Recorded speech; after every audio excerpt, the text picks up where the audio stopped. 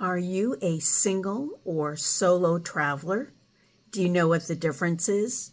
Let's talk about what happens when you are cruising alone.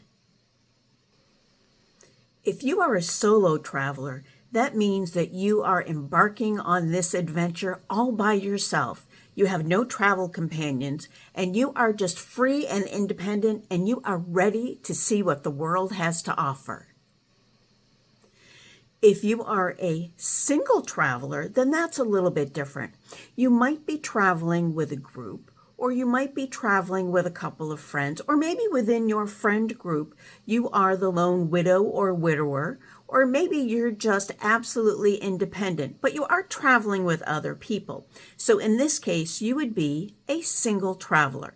So how does that work when you go on a cruise? I think that everybody should know by now that cruises are meant for double occupancy or greater. So you don't have double occupancy. What are your options? So if you are cruising alone, you don't have to pay that full fare for 2 guests in a stateroom. So instead, the cruise lines have created something called a single supplement.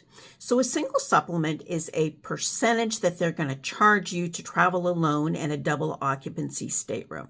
There is no set one percentage, but it is maybe 75 or sometimes even 90% of the full cost of 2 passengers when you are traveling alone.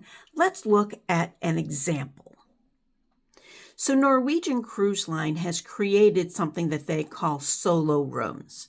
So they are no different than any other room, but they have reserved a certain number at a certain price for solo travelers. So let's take a look. So a solo balcony, this is a picture I took off their website just a few moments ago. So if we look at this room, it looks no different than any other balcony. So what they are doing, though, is they are saying we will sell a certain number of these balcony cabins to solo travelers at a certain price. So what is that price? Let's take a look.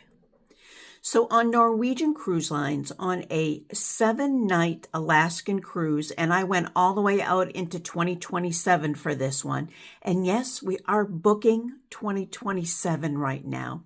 So for a solo balcony, with all the taxes and fees and all of that kind of thing included, it would cost you $5,059. Now, what that gets you is that gets you the solo balcony room, which we just saw is no different than any other balcony room. And it gives you access to something called the Studio Lounge. So they've created areas that are specifically for solo travelers to kind of meet and greet. But how much would that same balcony room be if there were 2 people? Let's take a look at those prices. So for that same balcony room, but when we don't call it a solo balcony, and we put 2 people in that room instead, that is going to take you to $5,997 for that cabin fare. So that's not really a ton of savings. That actually breaks down to about $2,900 per person versus the $5,059 per person.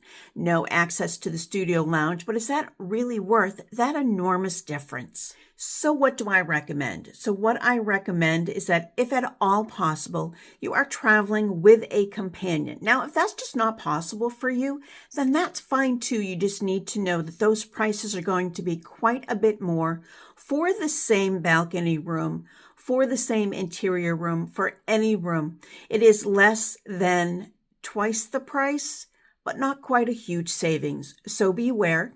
Meet up with a friend, ask a friend of a friend. Maybe you can buddy up as a third if you have some really good friends going along, and that's a whole other conversation about pricing.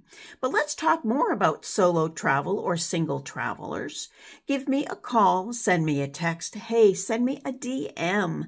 I know that lots of you are watching these videos, and I would love for you to comment below and let me know, would this be something that would be worth it to you?